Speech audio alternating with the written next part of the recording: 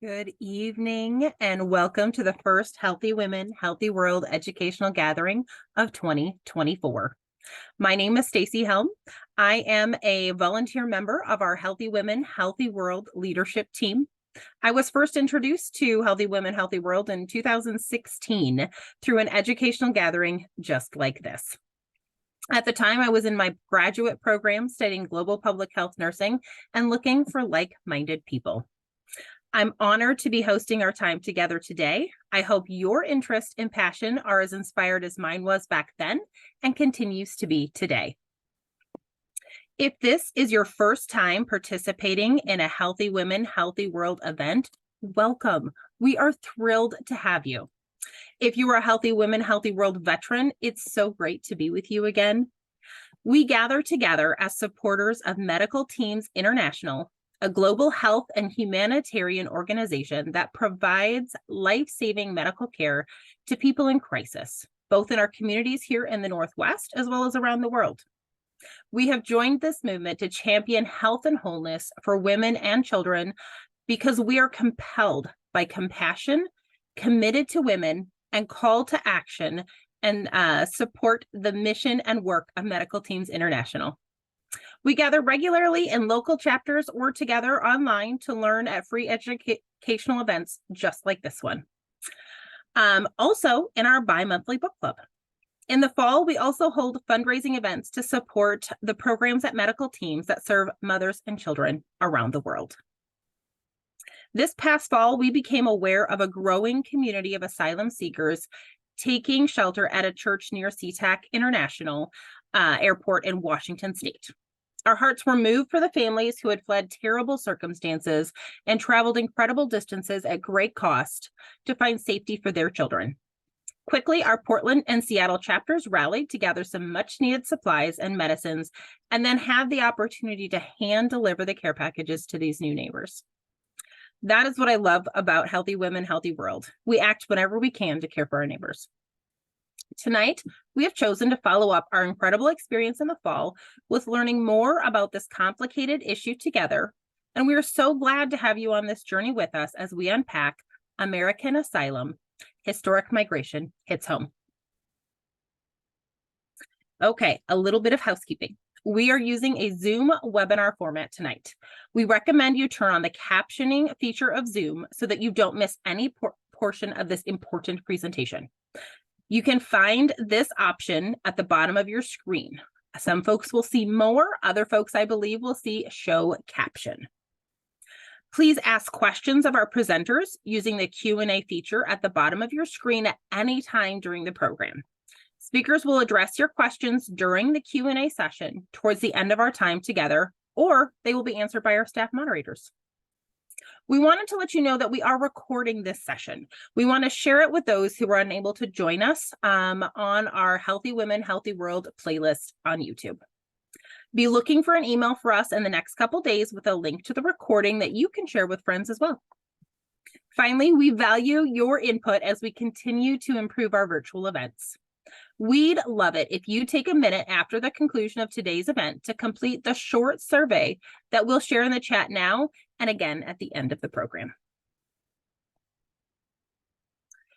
We always begin our events with a moment of reflection, centering our thoughts away from our daily distractions to calm and turn our minds towards being together to share and to learn.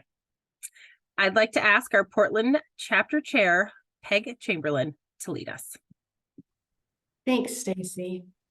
As mentioned last fall, our leadership team had the honor of meeting with asylum seekers and the Seattle church members hosting them. For me, this was an invaluable opportunity to be in proximity to a situation that has pulled at my heartstrings, but been hard to grasp completely based primarily on media coverage. I must say that seeing the needs in person and talking to the courageous women from Angola put into perspective for me something that the 6 o'clock news never could. Asylees are families like mine, but with no safe country to call their home. While I know we can't all visit this church in Seattle, I encourage you to look around your neighborhood, or your city this week and find an opportunity to break bread with a refugee or an asylum seeker. It will fill you with more understanding and compassion than you could possibly imagine. I know our visit tangibly showed me what Jesus calls us to do. Look after refugees, orphans, and widows in their distress. Let's pray. Lord, thank you for the opportunity tonight to learn where we can focus our hearts on the greatest needs of your people. We pray that we can better understand the work that can be done to help those in need. Thank you for the work of Medical Teams International in places of need near and far. Help us to open our hearts to how we can be a part of healing hope for the asylum seekers in America today.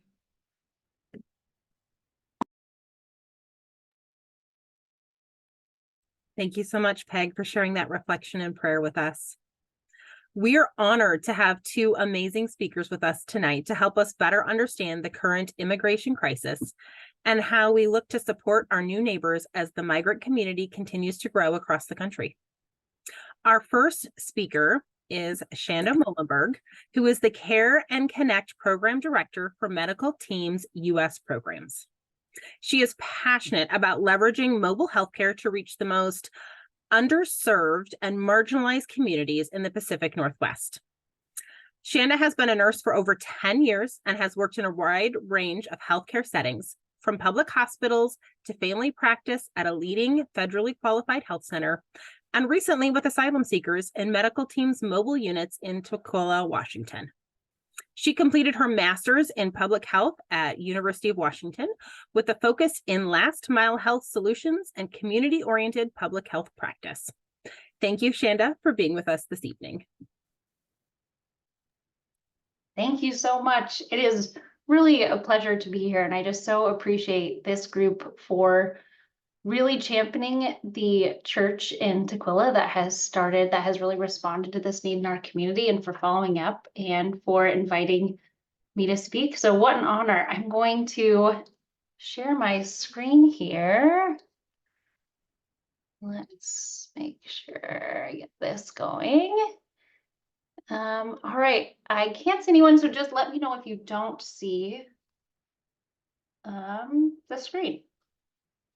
All right, and I think I'm very excited to follow up on the situation at a local church here in our backyard, and then also wanted to take a wider view because I think this story that's been really captured in the news, there's so much to learn from it and about what's happening in our wider community. And this is a population, asylum seekers and refugees, that Medical Teams U.S. programs has been serving for a long time. It's actually one of our primary patient populations because we aim to serve those clients who fall through the gaps in the traditional healthcare system. And this population tends to be one of those groups who's overlooked. So oh, you're saying, let's see. I'm gonna get out of presentation mode, sorry, here. And come back in so that you don't have to see my presentation mode here. All right, I'm just gonna share screen like this. Hopefully that's better. All right, so what can we learn from a situation that's really come up in our backyard? So I'm actually sitting right here in Burien, about 10 minutes from Riverton United Methodist Church in Tukwila. So right down the road, and this is Pastor Jan up on the right. She has been a wonderful partner of ours for a while. She has opened her church community to folks who are houseless. She runs a food bank. She has really just mobilized her faith community to serve the population of Tukwila for many years. And by doing so, she started having asylum seekers arriving at her church asking for sanctuary and housing, and she accepted them and let them in, and word spread to now hundreds of asylum seekers. And you'll see that bottom right picture there that her church now has anywhere between 300 to 500 asylum seekers living on site. It was recently declared an emergency by the city of Tukwila And thankfully, through lots of advocacy from Pastor Jan, the city and county has now really started to pay attention, and the county just mobilized $3 million in funding for families with children to be housed at a hotel. But the situation is really dire, not only because of the conditions that folks are living in, and this is a mix of families, pregnant women, children, but more arriving daily. And it's a really interesting situation of how they're hearing about the church. Folks, she's only about 2 miles north of SeaTac Airport, so folks will arrive at the airport and walk to her church and seek housing. So she's provided sanctuary to them. Many of the families are from kind of a mix of backgrounds, which is really interesting, from Angola, the Democratic Republic of Congo, Venezuela. So it's varying migration routes, countries of origins, and experiences, but somehow they've all found Pastor Jan, and network has spread through WhatsApp channels that she will house them. So she's doing a really remarkable thing. It's turned into a crisis because of the scale. But I think what she's really brought attention to is there have been folks seeking asylum and arriving in Seattle and Portland for many, many years, and they either are absorbed by their community or become part of our growing houseless community. But because they're kind of all consolidated in this one place at this one church, it's really warranting a lot of attention and learning and advocacy. So I think there's a lot we can learn from this situation. This link, so there's a lot of news coverage. I think it sounds like some folks are familiar. I won't show any videos here, but if you Google the church and asylums, or click on this link, you can certainly see some news coverage. So I think one of the things that we have been asking questions about in this type of situation is why the increase in asylum seekers or migration that we're seeing right now.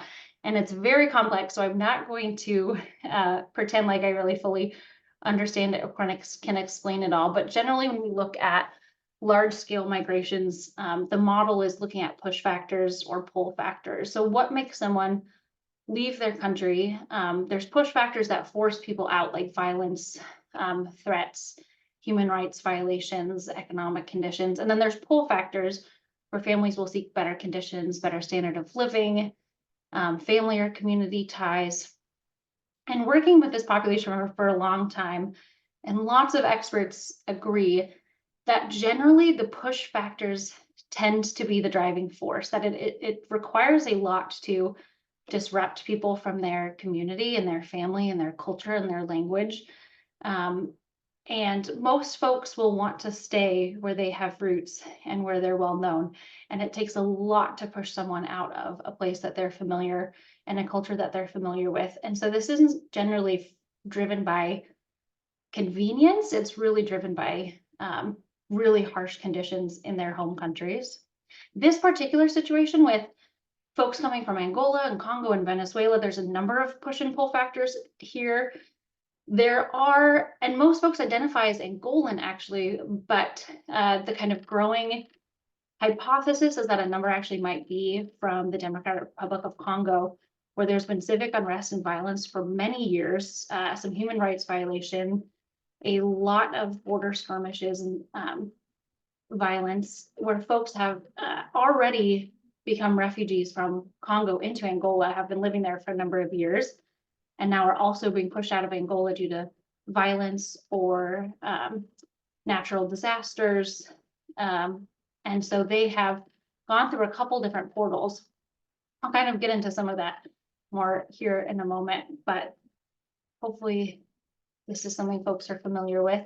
Here's kind of just a high overview of this model. This has been one of the models of push and pull theory, I think since the 70s, and it's gotten much more complex, but generally people migrate for any number of reasons, from democratic and social reasons, economic factors, political factors, ecological, and migration routes, like with different diasporas.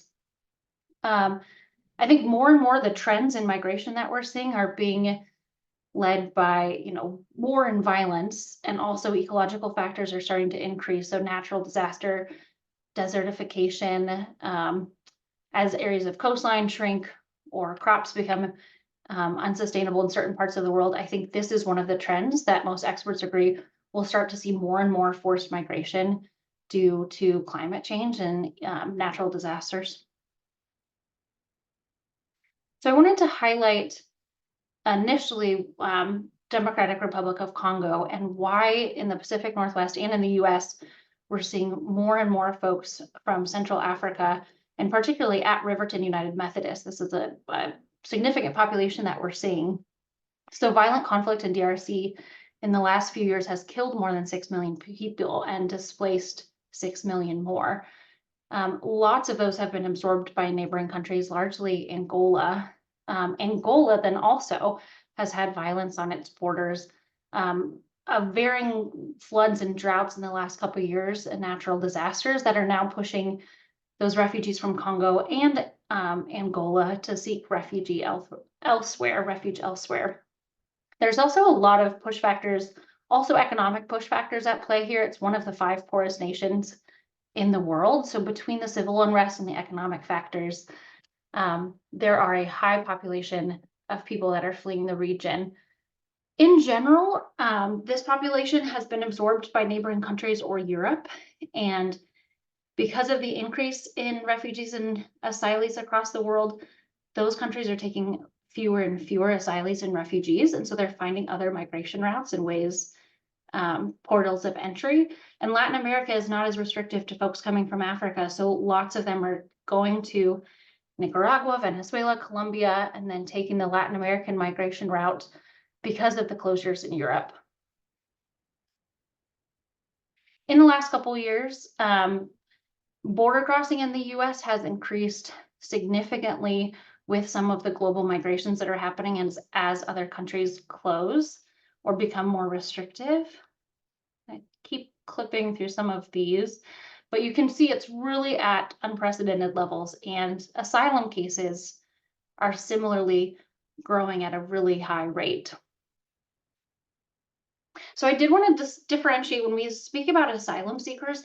Most of the population at the church in Riverton are asylum seekers, and they really differ from folks who come under refugee status. And that's really important here because of the protections and the resources that these two groups have access to and the experience that they go through.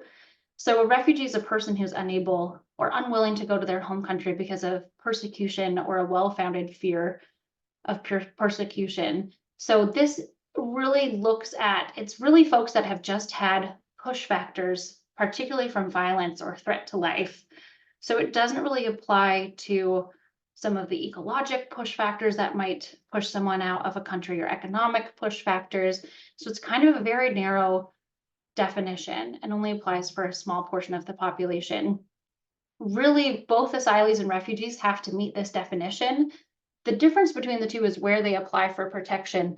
So refugees apply in other countries before they come to the US. They'll seek refugee status.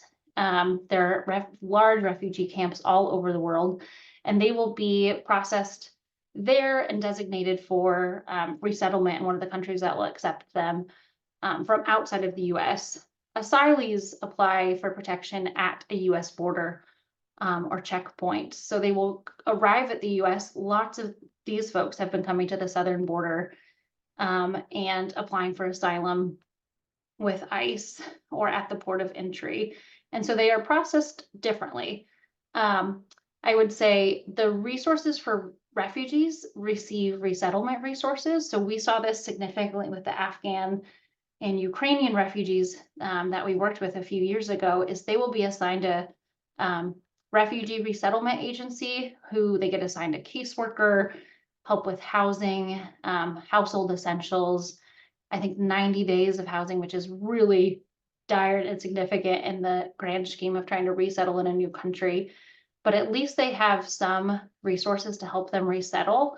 That's not true for folks that are pending asylum. They really have no government resources allocated to them.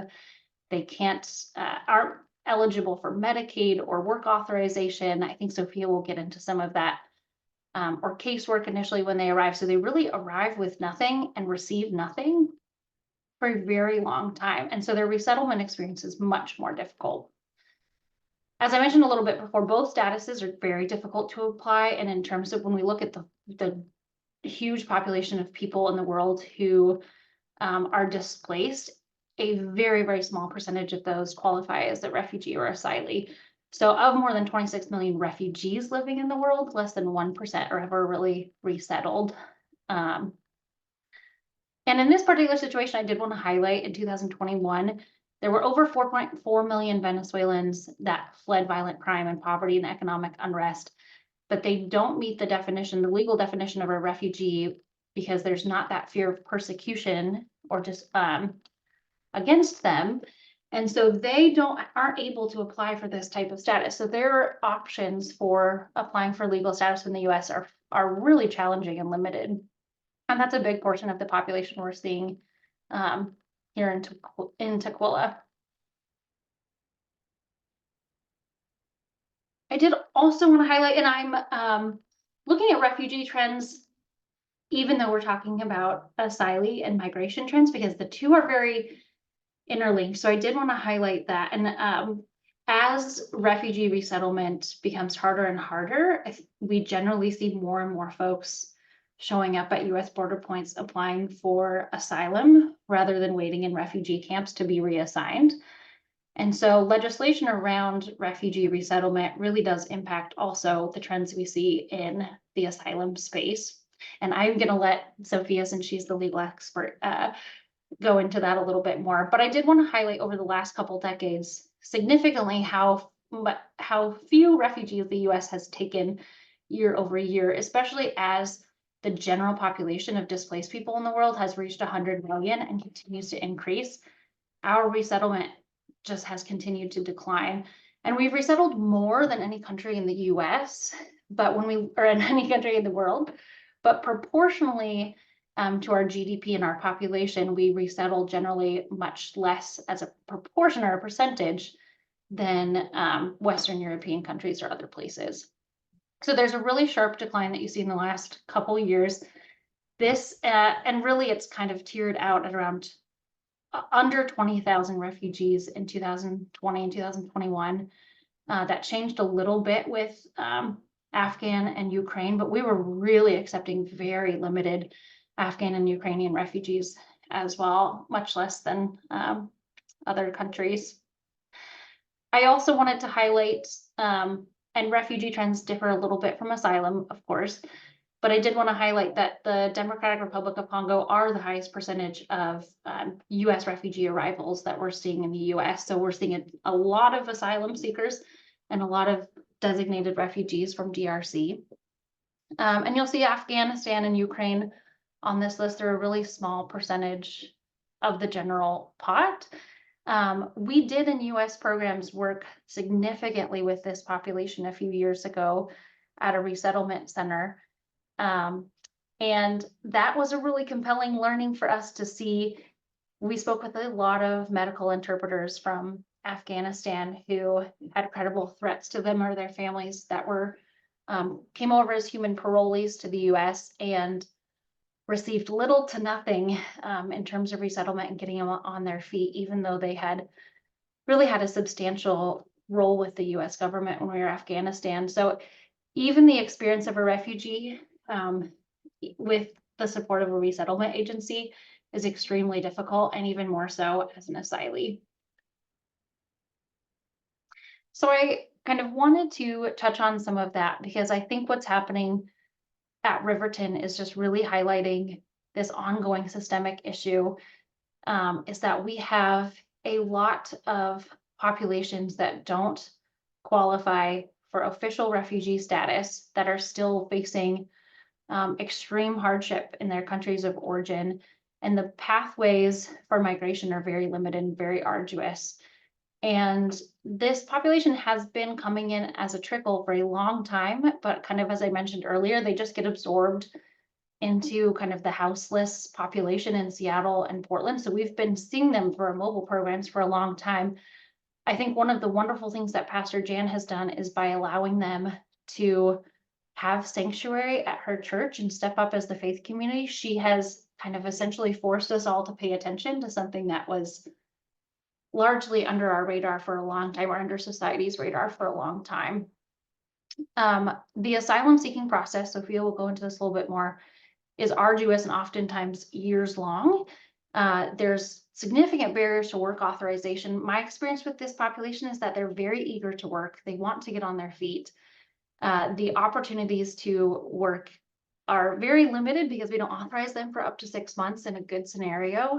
And there's no public resources for resettlement. They don't often qualify for supportive housing because they don't have a social security number yet, or Medicaid or Medicare. So they really are at the mercy of charities in the faith community for the first couple months that they're here. So I think it's a wonderful example that Jan has stepped up and said, this is a gap and I'm going to bring light to it and fill it. And us as a free and charitable clinic, this is a population that we see over and over, because while they are waiting for their asylum and social security numbers, they really cannot access any of the public systems. And so that's a role for the faith community and charities to step into. It's also really illuminated how fragile our systems of housing and healthcare have been, our safety net systems, and particularly in Washington and Oregon. We do have a safety net healthcare system for that all asylum seekers are eligible for, regardless of documentation status or Medicaid status.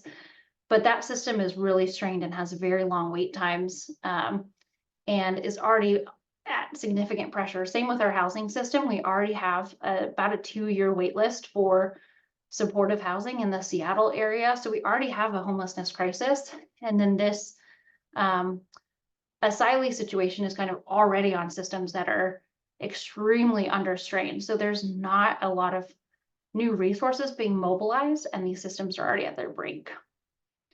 I unfortunately want to keep track of my time, and I was going to share a couple stories.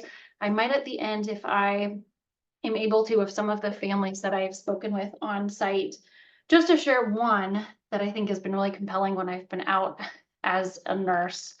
A family from the Congo who had resettled in Angola and lived several years, and then also had to flee violence, came via Latin America. And it was a mother and a father and 2 little boys.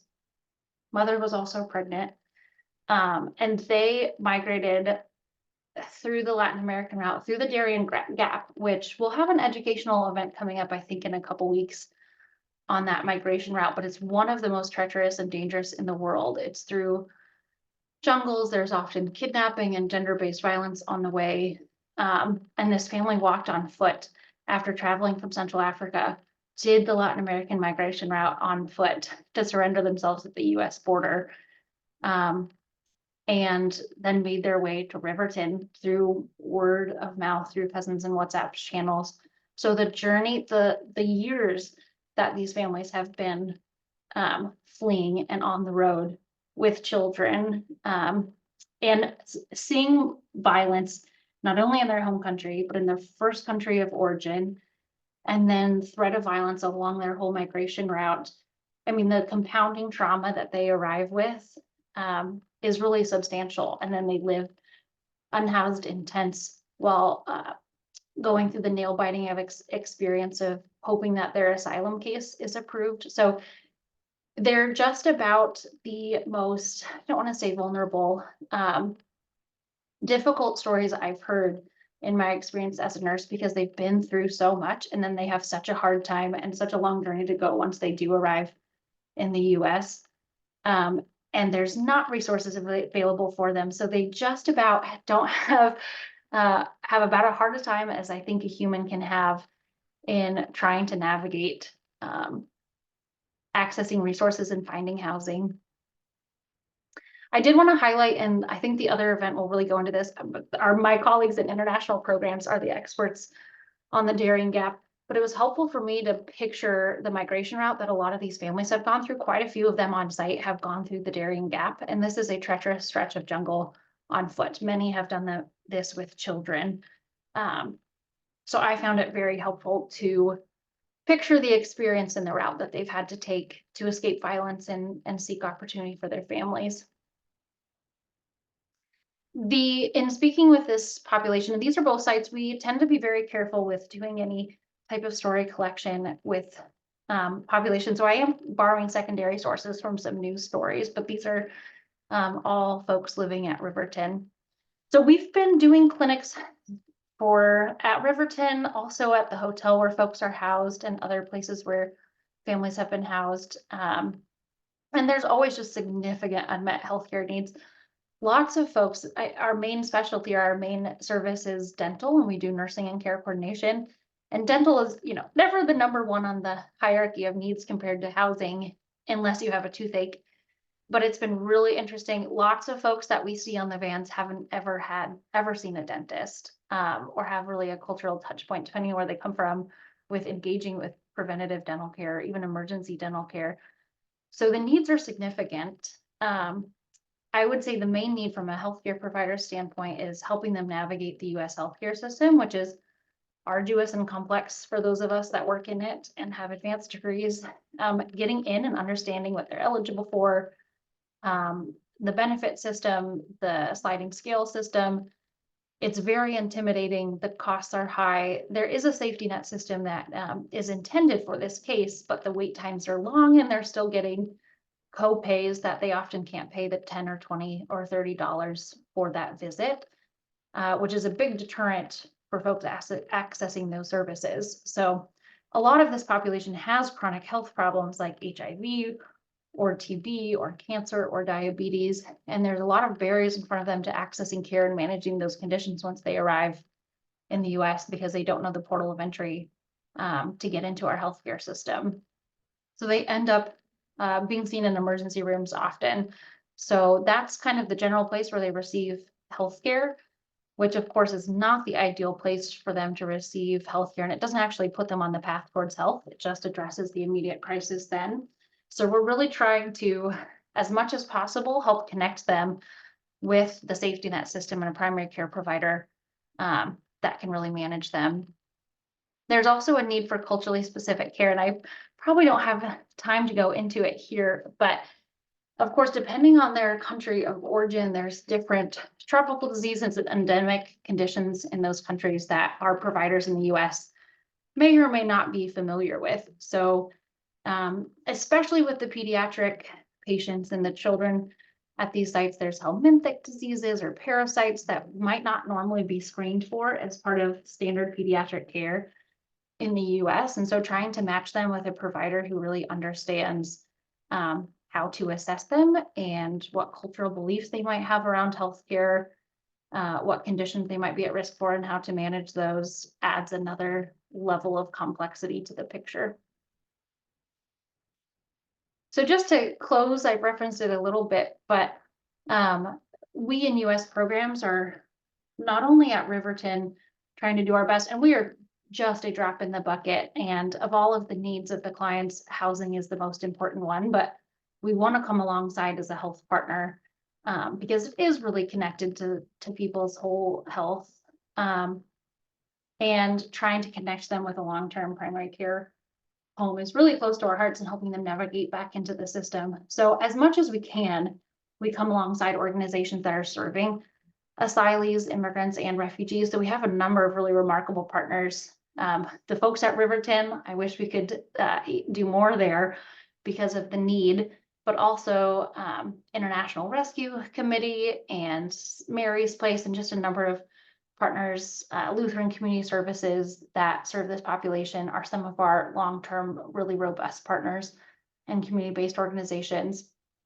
And we provide free services, directive care, and trying to have, I would say this population free is always best. And that is, they have very limited resources and they will spend them on their children or spend them on housing or food. And so being able to offer free medical care really helps them not have to make the difficult choice between what they're going to spend their money on. And then we are really just trying to fill gaps because the safety net system, as I kind of mentioned, the systems are so strained that they can't always absorb the need that's there, especially what we're seeing now. And so we're really trying to fill those gaps and support where we can. All right, I think I went a little over, so I apologize, but I will hand over now to Sofia. Thanks, Chanda, for helping us understand the background and the push and the pull, and really where the needs and the gaps are, and also what medical teams is doing. We really appreciate that background and that understanding. So Chanda will be back with us during the Q&A portion. So please drop those questions for her in that Q&A section so we can circle back to those at the end. And now I'd like to introduce our next special guest. This is Sofia Velling. She's a staff attorney in the Asylum Unit of the Northwest Immigrant Rights Project. She's based in Seattle, Washington. Sofia primarily represents asylum seekers before USCIS, which is short for U.S. Citizenship and Immigration Services. They are the federal agency that oversee lawful immigration to the U.S. She also is involved in removal proceedings, but also works with survivors of crime and trafficking, children and youth, and family visa petitions. She earned her JD from the University of Washington School of Law and her BA from Western Washington University. We're so grateful to have you with us tonight, Sofia. Thank you for being here. Thank you so much for having me. And thank you, Chanda, for your presentation. I am going to end up overlapping a little bit with my information here, but I'll try to do more of a deep dive on the legal elements and what does it actually take to win an asylum case? What does it mean to be an asylum seeker? What are the benefits to winning asylum? And then I do want to spend a little time at the end going over some of the trends that we're seeing in the immigration courts nationwide. All right, so let me go ahead and share my screen here.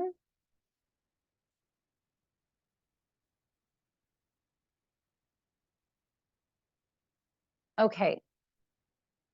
So a little bit about the Northwest Immigrant Rights Project. We were founded in 1984, so we are having our 40th anniversary this year. And we are one of the largest nonprofit organizations providing direct legal services to low-income immigrants in the United States.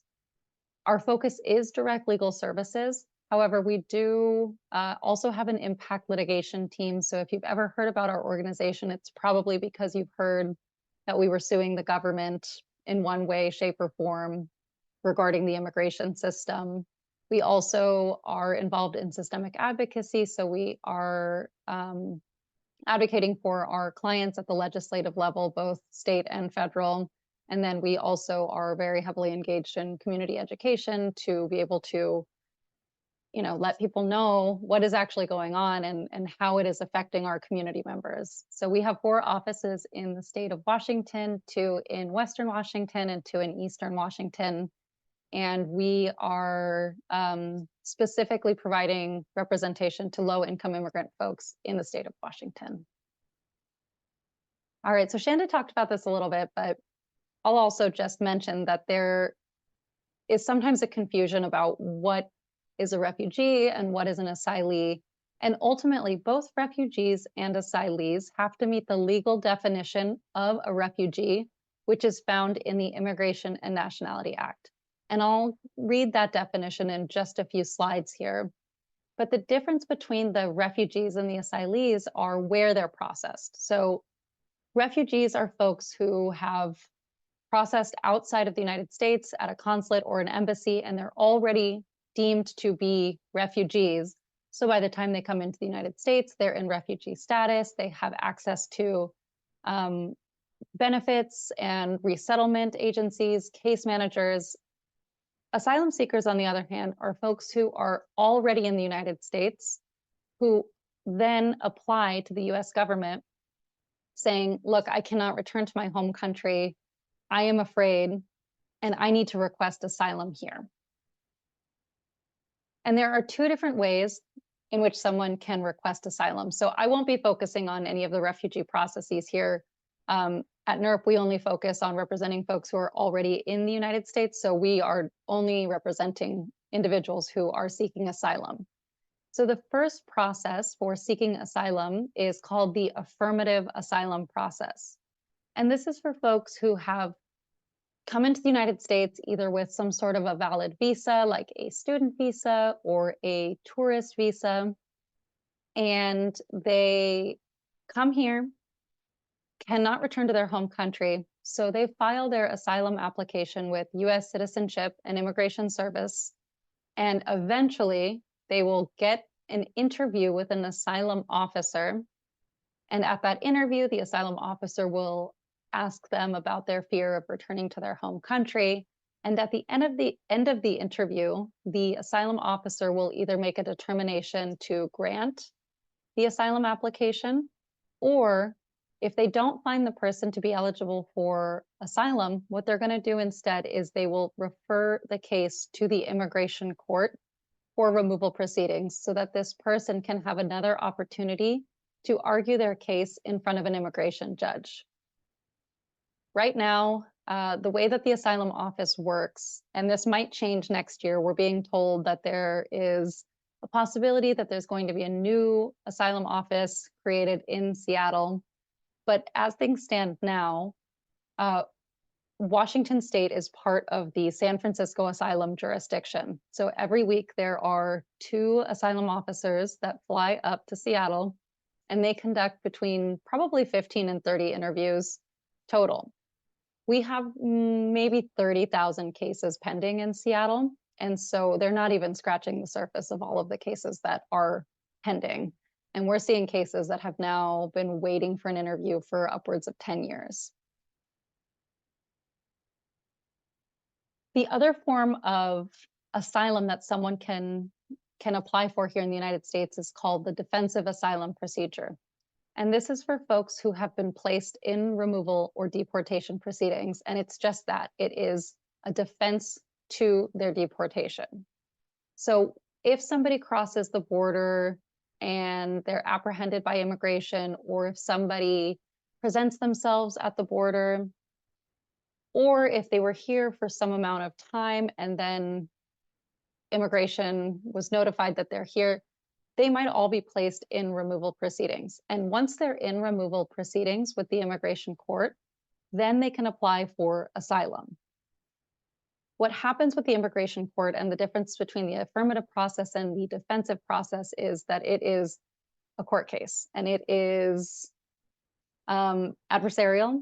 And a lot of times the immigration judges and the prosecutors, who are also from the Department of Homeland Security under ICE, so they are ICE prosecutors, they are very hostile towards the clients, and it can be an extremely intimidating situation. And as we'll talk about here in a bit, asylum law is extremely complicated and it's ever changing.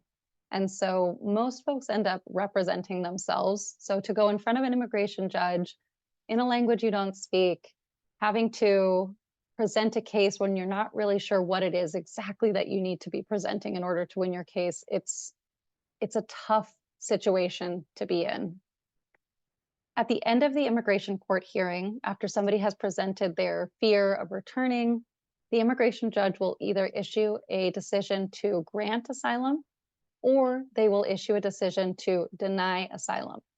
If somebody's case is denied, they do have the right to appeal their case to the Board of Immigration Appeals. If they choose not to appeal their case, then they will have a final order of removal or deportation and will have to leave the country at some point. This, I think, is a really great infographic showing the different ways in which someone might enter the United States if they are fleeing their home country because of fear of harm. So the first arrow here at the top is going to be the refugee resettlement process. And again, that's when folks are processed outside of the United States at a consulate or an embassy abroad, and they come into the United States in refugee status. The affirmative asylum process is for folks who come to the United States typically with a visa of some sort, or it could be the fact that they have crossed the border and never had any interaction with immigration. So as long as removal proceedings have not been initiated against them, they can apply affirmatively with USCIS, expect an interview with an asylum officer at some point, and then they'll either be granted asylum or referred to the immigration court for removal proceedings. And then the last 2 arrows here are the 2 different ways in which somebody might end up in defensive asylum proceedings, one by presenting themselves at the border and asking for asylum, then having to be detained, going through what's called a credible fear interview to show that they are in fact afraid and should be placed in removal proceedings to argue their case in front of an immigration judge. or it could be somebody who's apprehended after having entered the United States, placed in removal proceedings, and then they argue their case in front of the immigration judge.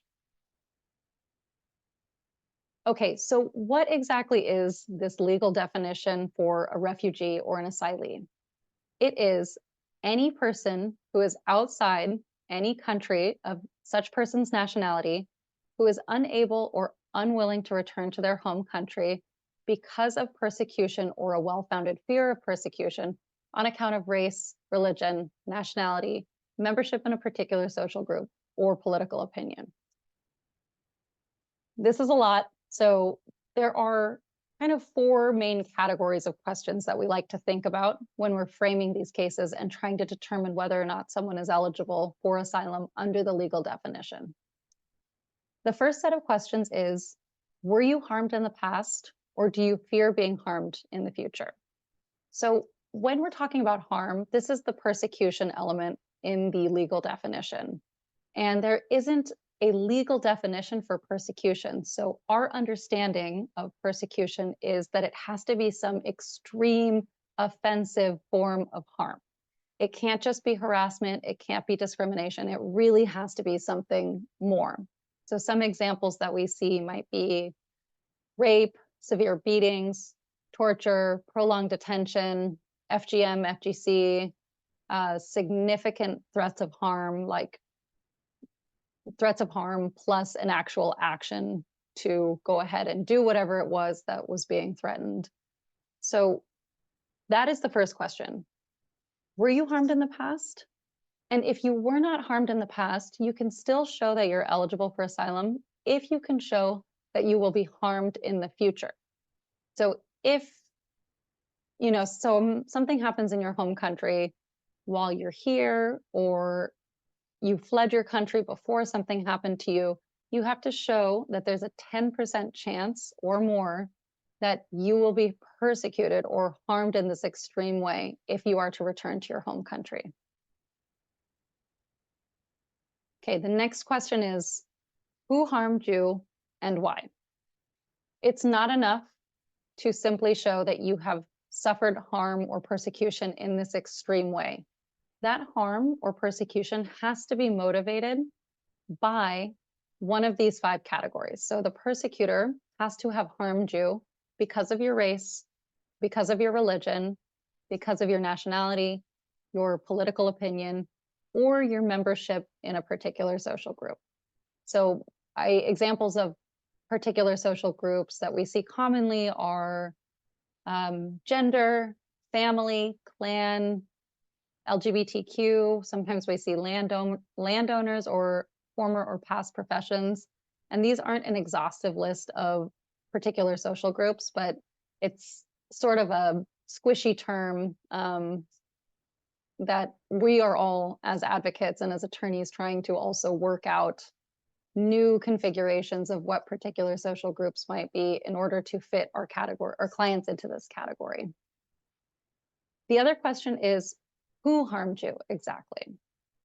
Generally, the harm has to be inflicted by the government or by a group that the government is unable or unwilling to control. So when we're asking this question, whether or not the government is unable or unwilling to protect you from harm or prevent the persecution, unless it's the government who's doing the harm, because if that's the case, then, there's no reason for you to have had to report or try to figure out or ask for help from another source, because if it's the government that's persecuting you, there's really nothing else you can do. There's nowhere you can go for security. If it's a private individual or a private group like a gang, the first question that we generally ask is, well, did you go to the police? And if the police did nothing to help protect you or help with the investigation or refuse to take a police report, that's a pretty good indicator that the government is unable or unwilling to protect you from harm. Sometimes folks will tell us, no, I never went to the police because the police are so corrupt in my country. And that very well could be. So if that's the case, we do a little bit of research and we try to figure out, okay, so what is the corruption like in this country? Can we back this up with articles? Can we back this up with research? And I have never had a situation when someone's come to me and said, like, the police is completely corrupt in my country, and it hasn't been true. I think a lot of folks end up fleeing because of these corrupt governments and the inability of the governments to be able to protect their citizens. Okay, and the last broad question is there anywhere else in your home country that you could live safely? And is it reasonable to do so? So if you were harmed in a small town or a village, the immigration judge or the asylum officer might ask, well, why couldn't you move to the capital city to avoid harm? Sometimes that might not be reasonable for everybody. Sometimes folks come from really close-knit, small indigenous communities where they don't speak the native tongue that the rest of the country does. They don't have the same like educational opportunities or the same resources. And so for them, like life in that country is in that community. So it's unreasonable to ask them to move to a big city or to another town when their community and their tribe is in this other town. So that is the last question that we generally look at. There are bars to asylum as well. So even if you can show that you were harmed or you will be harmed and it was motivated on one of those 5 categories, you also have to show that you're not ineligible because of one of these bars. The most common and the most, I think, important bar that we have to keep in mind as advocates is the 1-year filing deadline. So folks who are applying for asylum, the day that they get to the United States, they have 1 full year in which to submit their asylum application. And there are some limited exceptions to the 1-year filing deadline. So if somebody came here as a student and they've been here for 3 or 4 years, and all of a sudden war broke out in their home country, and they are going to face persecution if they have to return home, that would be an example of an exception to this 1-year filing deadline. We also oftentimes see folks who are dealing with some pretty severe mental health or physical health issues, or are experiencing homelessness, or are in complete isolation. These all might be exceptions, but they are limited exceptions, and not knowing about the 1-year filing deadline and also not being able to find an attorney to help you file your asylum application, those are not going to be exceptions to the 1-year filing deadline.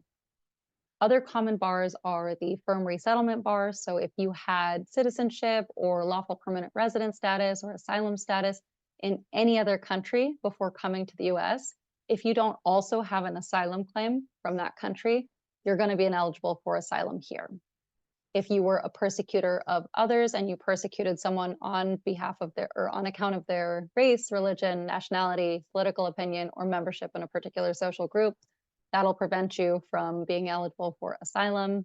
Certain crimes might prevent you. And if you have ever participated in or been a part of a terrorist organization, or if you've even materially supported a terrorist organization, which can be so broad as somebody giving water or food or shelter to somebody in a terrorist organization, that could also prevent someone from being eligible for asylum.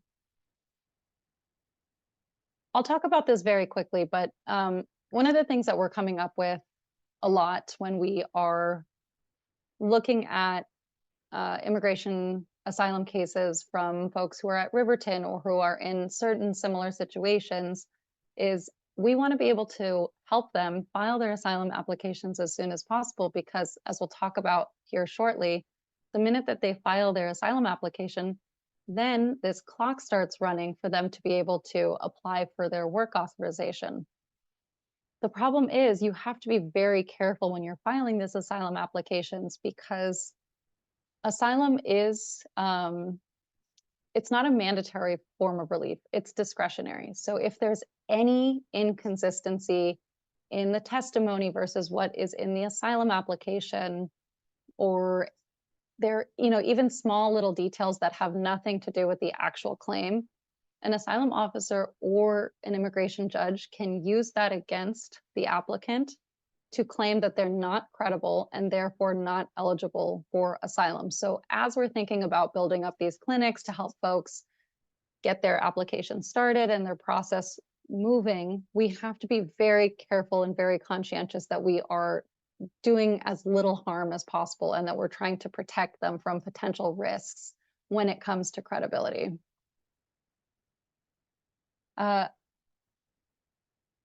I guess before I talk about work authorization, one example I think that might help illustrate this idea of asylum seekers and who applies for asylum and who's eligible for asylum. In doing some of these asylum application clinics with Riverton folks, I've met a few individuals and families who are part of the Chokwe tribe in Angola, and that's in the northeastern region of the country. It's a very resource-rich area. They have a lot of the diamonds in the country up there. I think they've got some other precious metals and woods. And so the government of Angola has taken over in order to benefit from the resources of that land that has been traditionally the Chokwe land. And they have not done a great job of reinvesting into the community. And so in the last few years, there have been protests by the Chokwe people saying like, hey, you know, you need to reinvest in us and we want our lands back and we need to be supported. And there has been significant government pushback. There has been violence at these protests. And this is a pretty great example because the Chokwe people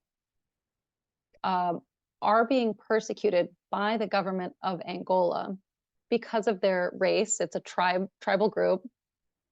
Their nationality, they think of themselves as an independent nation. Also political opinion, because they are coming out with an anti-government political opinion and the government is pushing back on them for that. And it's also a particular social group being part of this Chokwe tribe. So that hits a lot of those categories, and it shows that, you know, it's the government that is persecuting them on account of those bases, and that there isn't really anywhere else that they can move reasonably within the country to be safe. And it's the government who is inflicting the harm upon them. Okay, I see that I am also coming close on my time, so I will speak briefly about the work authorization because this comes up a lot in questions folks have when they are applying for asylum or newly coming to the United States. When somebody files for their asylum application, a clock starts. And that clock, once it reaches 180 days, that is when they become eligible for work authorization. When the clock reaches 150 days, so 5 months versus 6 months, they can apply for their work authorization, but the application will remain pending for about 30 days before immigration can actually approve the work authorization. Day one is not the day that they enter the United States. Day one is the day that they file their asylum application. So Chanda had mentioned this earlier. At best, if somebody comes into the United States and they apply for asylum the very next day, they still have to wait about 6 months until they can get a work authorization, which is really difficult for folks who oftentimes are coming here with nothing. We saw the photos of folks crossing the Darien Gap.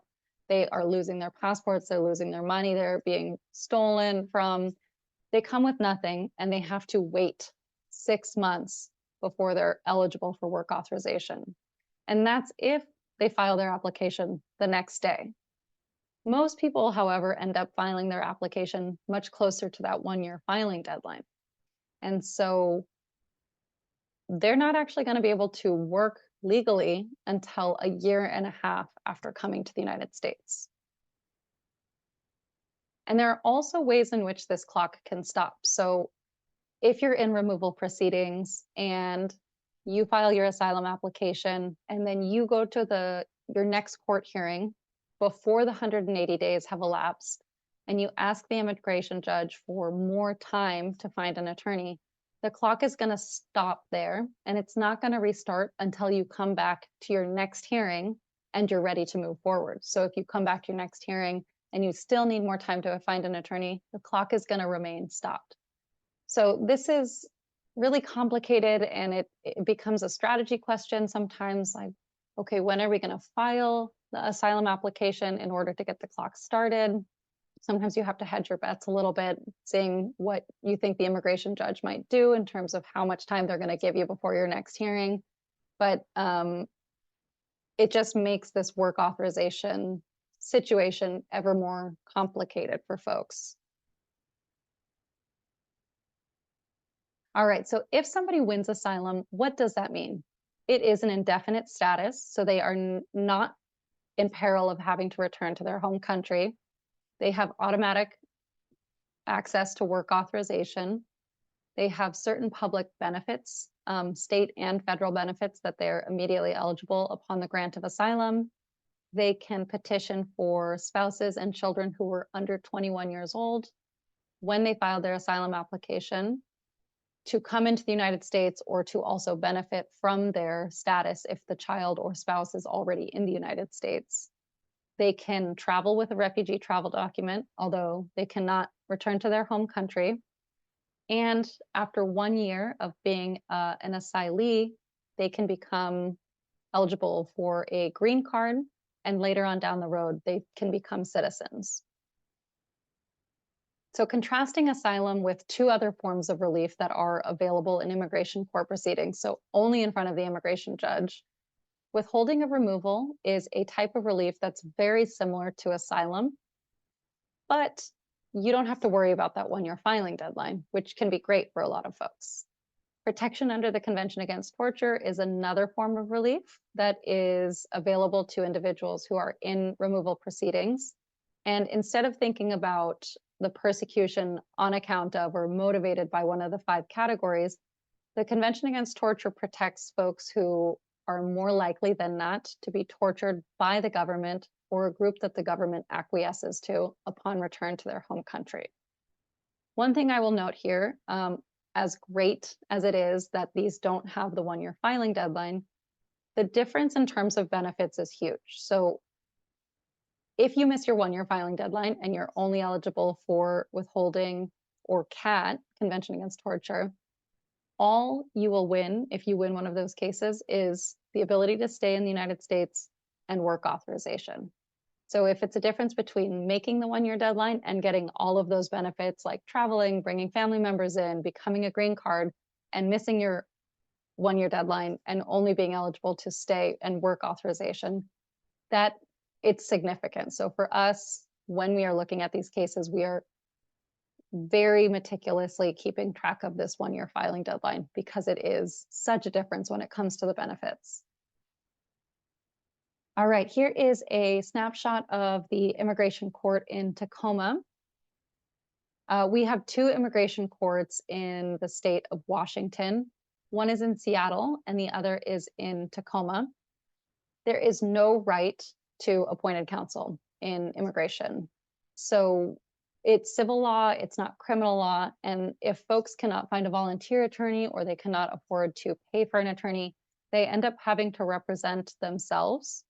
And we see that when folks are detained, they are 10 times more likely to win their case if they have representation versus non-detained cases. It's 5 times more likely that they're going to win their case with representation. So either one, I mean, the chances of you winning your case are far greater if you have representation. So I think in the interest of time, I will stop here, but I do want to show a couple of statistics from Syracuse University. Does great reporting on what is going on with the immigration courts and the backlogs. And I just want to make sure, can everybody see the statistics here on this page? Yes, it Yes. looks great. Okay, perfect. All right, so winning your asylum case isn't necessarily just about how strong your case is. It can also really depend on who the judge is that your case is assigned to. So in Atlanta right now, there is one judge here who is granting at 2%, and the judge in Atlanta who is granting at the highest percentage is only granting 10.3% of the asylum cases that are coming before them. So let's contrast that with I always like to look at the San Francisco court or the New York court. I think both of those have pretty interesting ranges of statistics here. So in New York, one judge is granting at 4.7%, while other judges are granting at 92%. So even if, you know, you're not in Atlanta, if you go to New York, you might have a 4% chance of winning or a 92% chance of winning. And that does not, it's not like these 92% judges here are the ones who are getting the strongest cases. I mean, it can be a very biased system, and people come into this work adjudicating cases with preconceived notions and thoughts and opinions on the immigration system. Okay, so talking about representation, this here is a chart that talks about what are the percentages of folks who are represented right now. So in Washington state right now, there are 42,000 cases pending with the immigration court. And there are, I think, 6 judges now. So each judge has, I'm not great at math, but between 6,000 and 7,000 cases on their individual dockets. Only 15,000 people are represented of those 42,000, so 36% total approximately. And of the cases that were filed in the last 90 days, 4,000 cases, only 2.2% are currently represented by immigration attorneys. We are seeing historic numbers of cases being filed with the immigration court. So currently there are 3,287,000 cases pending nationwide in the immigration courts. And here in Washington, just to show you, I think that this is really kind of tracking with what we're seeing in terms of folks who are coming to Riverton or who are just coming to Washington state, and we're seeing these increased numbers. For a long time, we would have, let's see, let me get to the Washington courts. Maybe 300 cases a month were being entered with the immigration court to initiate proceedings. And just in the last few months, we started seeing these significant increases in the amount of cases that were being scheduled with the immigration court. So September 2,000, October, November 2,500, 2,600, and then in December we had 3,400 cases that were placed with the immigration court. So we're seeing these unprecedented numbers. I think anyone who's doing this work right now is seeing this influx, and we are all doing our best to try to figure out how to respond to the community needs and to try to advocate for folks in the most robust, comprehensive, and compassionate way possible. Okay, I am going to go ahead and stop it there. Thank you very much. I really appreciate it. All right. Thanks so much, Sophia. You took a lot of really complicated information and made it digestible for us. So we really appreciate that. And thank you for helping us understand those important topics a little bit better. Okay, so now we're moving into our Q&A time. We want to open it up to all of you. So we'll ask Chanda and Sophia to come back on screen. And ask those questions. So if you haven't dropped a question in the Q&A, please do so. Chanda, I'm going to start with you. I know you kind of answered in the Q&A box, but I want to make sure we capture this information on screen for those who'll be watching later. So can you share with us any opportunities for volunteers to assist in filling the gaps for these asylees? Yeah, I'm so glad. Thank you to whoever asked that question. I think there's lots of ways volunteers can engage, and depending on which gap to fill. I think the biggest and most challenging gap to fill is housing, of course, and that's the biggest one to untangle. Riverton does have an emergency roster of local folks who have guest bedrooms or mother-in-law apartments who are willing to take folks during the cold months, particularly prioritizing medically fragile people or people with children. So they manage that. That is a big ask, I know. But that is one way if you have the resources and you are interested in engaging there. They also have a number of direct ways to volunteer, like distributing donations, helping with meals. So one way to get involved is directly with the church. Then there's another way to get involved. I think there's a number of organizations serving. So going to any of those direct service providers. So Thrive International hosts other families at a hotel. Mary's Place also is a shelter in our region that has rehoused lots of the families with children, and they also accept volunteers. And then we do as well.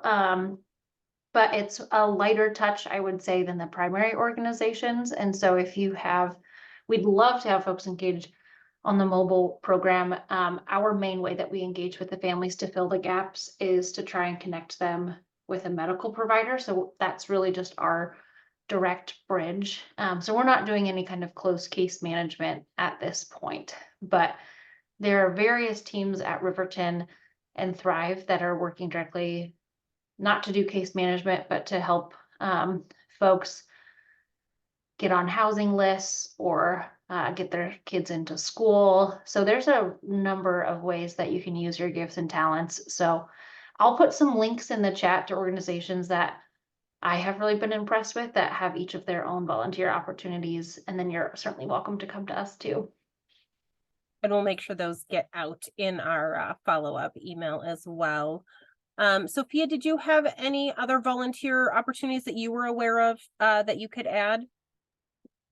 Yeah, so if you are an attorney, or if you, it sounds to me like there might be folks in the audience here who are medical professionals. So one of the things that really helps and makes a difference in cases are medical evaluations and psychological evaluations. So if our clients have been tortured or been subjected to FGM, in order to corroborate their claims and not come up with that credibility issue, we do ask them to go to a medical evaluation. And there is this great organization through the International Rescue Committee here in Washington. It's called the Evaluation Alliance for Human Rights. I might have gotten that last one wrong, but if you want to get involved with them and you want to help out with these evaluations, I will go ahead and drop a link into the chat here.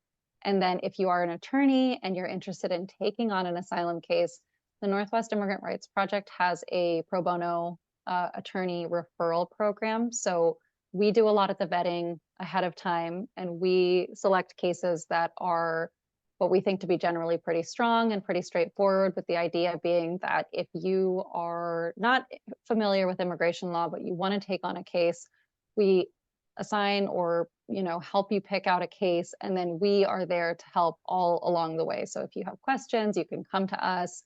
We will provide templates. We will provide any case assistance that you need. So the other last volunteer piece is that we are working on building out some clinics for folks who are in the asylum process and need their asylum applications filled out. It is kind of a trial and error thing that we're still working on right now, but we're hoping within the next few months, we will be able to come up with a pretty solid plan.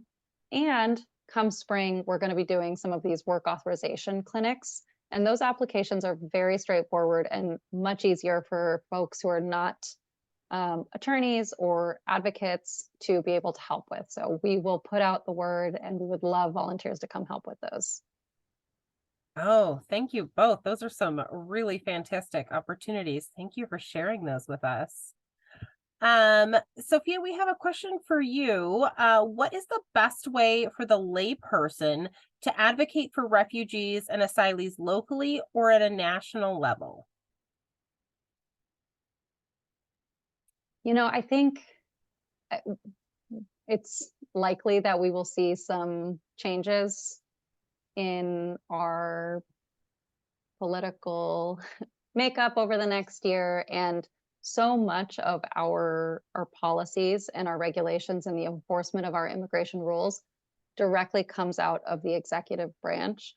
And so it is really important that you are advocating for refugees and asylees at the federal level with your senators, hopefully at some point we will see comprehensive immigration reform. There hasn't been really anything for 30 years. And that's one of the reasons why the system is so broken, because it just isn't supported by what the needs of the communities are now. So yes, I would say reach out to your Congress people.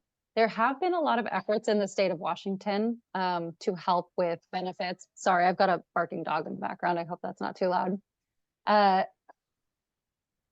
We in Washington actually provide more benefits than other states do for asylum seekers. So just keep up the advocacy with the local level as well. And if I think of anything else, I'll run it in the chat. There was a little bit of a follow-up question. Do you have any organizations you recommend supporting or getting involved with? I think, Chanda, you mentioned a lot of them already. You know, we work very closely with IRC as well, Harborview Medical Center, Lutheran Community Services Northwest is doing a lot of work at the immigration courts right now. And I'm sure there are more that I am forgetting right now.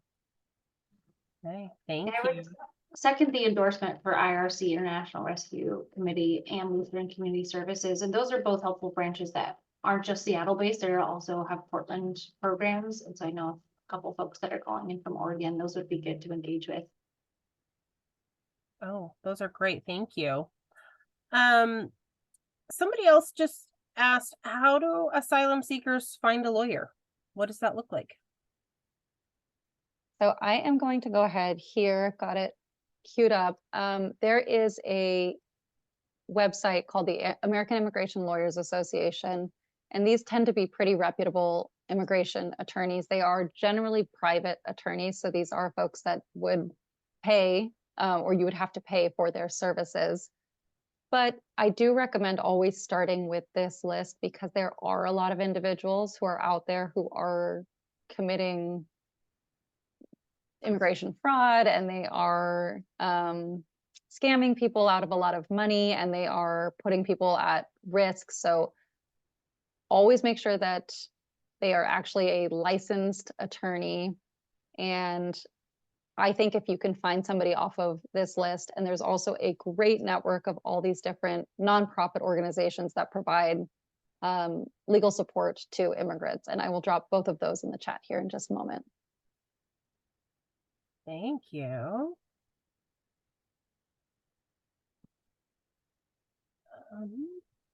Good questions in here, you guys. Okay, I think we're running kind of tight on time here. So Sophia, while you're dropping in chat links, someone was hoping that you could share the website of your organization, particularly if there was a way to donate to it. Yes, absolutely. I will drop that in there as well. Thank you. Yes.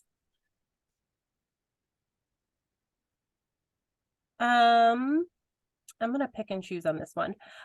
Do we think that the influx of cases in Washington has been offset by a decrease in other cities, or do we think it's high everywhere? It's high everywhere. So if you look at those graphs that I was showing, if you click on almost any one of the states, you're going to see a very similar curve. I think we saw New Mexico didn't have quite the same curve, but I think that that was just an anomaly. It seems like everybody else is really seeing quite a surge in cases. I did want to add an interesting piece of the story at Riverton, and I think Sophia has seen this as well, is that some of the families have been kind of given plane tickets or directed to come to the major cities from the border states. And I think we're seeing that more and more often, is that the resources are just really overwhelmed, and a number of other cities that have been inundated or under-resourced will buy folks plane tickets to come to sanctuary cities or larger cities, hoping that there's more resources there, and finding us kind of just as strapped. So that's a little bit anecdotal, but I think lots of folks in the field are seeing the same thing. I don't have stats on that. And can you guys explain to us a little bit more? You both referenced safety net system within Washington, particularly, that's very stretched for healthcare resources. What does that look like? What is that safety net? I'm happy to speak to the healthcare safety net and then also housing. There's like a safety net, like a legal, I don't know, we kind of use that colloquially, but the healthcare safety net officially is community health centers, the public health department, or federally qualified health centers. And that's a partner we work with, those three agencies we work with quite a lot, and they all receive federal funding to give free or sliding scale services to folks who are low income, on Medicaid, or uninsured. And so they are really the place where most of these patients can access services. The federally qualified, and the big names that you would recognize in our area, like Neighbor Care, HealthPoint, CMAR in Washington, Central City Concern, Virginia Garcia, Yakima Valley Farm Workers in Oregon. So these are the federally qualified health centers. And they tend to, since they are also nonprofit and run off of grants, not as highly resourced as private health systems. And just across the board, we're seeing shortages. They are as well with dentists and physicians. They have a charity care program to slide fees to zero, particularly for asylees, but we're seeing that resources gets eaten up very quickly. So really, when we say strained, it means they don't have enough providers to see the influx of demand. And so people have 18, 24-month waits in extreme cases, most often, a year-long wait to see a primary care provider or a dentist, which is just not the practice standards that healthcare usually holds to.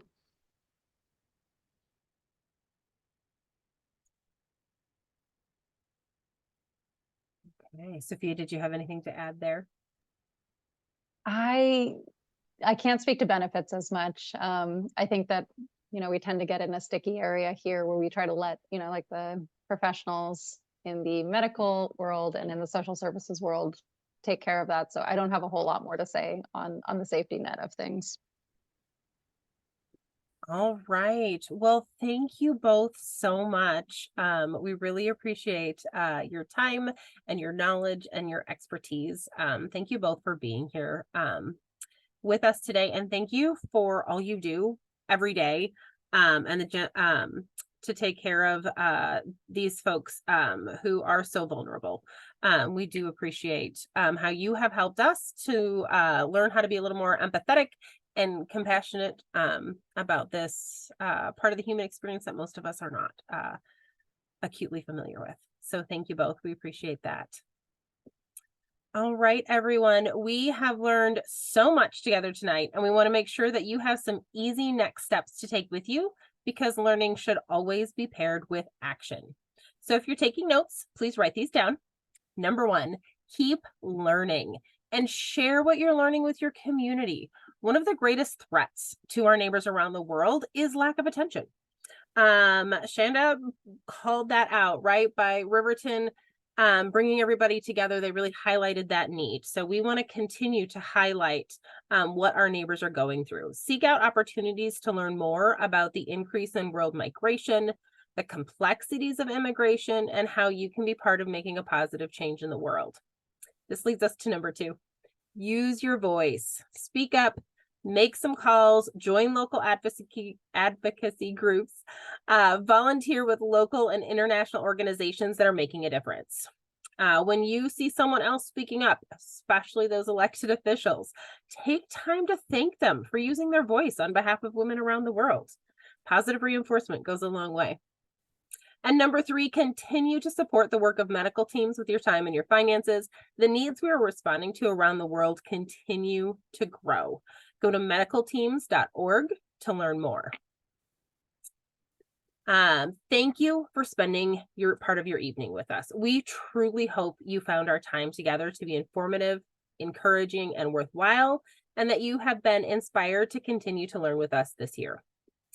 If you've enjoyed this event, we'd like to invite you to continue learning with us this year. If you're on Facebook, you can follow Medical Teams and join our Healthy Women, Healthy World group and stay engaged in this conversation, as well as continuing to learn together about this and so much more. We also hope you'll join us for some of these upcoming Healthy Women, Healthy World events. Our next virtual book club is to discuss the book Gin Patrol on the Purple Line by Deepa Anapara. We're meeting on March 20th at 7 p.m. This is a story about children taking care of each other when the community can't and the government won't. It deals with crime, poverty, corruption, and abuse. It's based on real incidents of disappearing children in metropolitan India. We'd love for you to join us in reading and discussing this book. On June 4th, we'll gather for our second educational event of the year to learn more about that harrowing journey many families are taking to get to America through the Darien Gap. We will feature our expanding medical team's Columbia programming, which serves that community in transition. And in September, we'll come together for our annual luncheons to gather with our friends and fellow champions to have a meal, hear an amazing speaker, and build community while raising funds for critical medical teams, international programs, creating health and wholeness for women and children across the globe. Watch for a follow-up email coming soon with upcoming events, this webinar recording, relevant links for additional learning, and suggestions for other ways you can take action. As we mentioned earlier, we'd love you to fill out that brief event survey. You can find it linked in the chat or in your follow-up email. We so value and appreciate your help in continuing to improve these events. We hope to see you soon. Good night, everyone.